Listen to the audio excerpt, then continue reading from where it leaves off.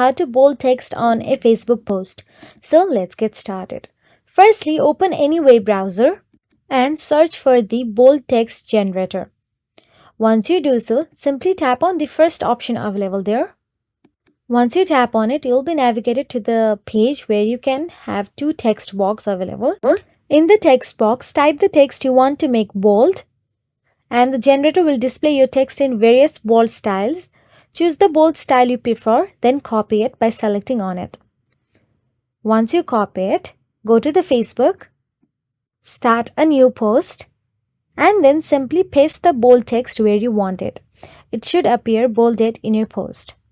So by using the bold text generator, you can add visual emphasis to your text, as Facebook does not natively support text formatting in posts. You can go back and choose any other text you want and simply copy it and paste it on the Facebook again.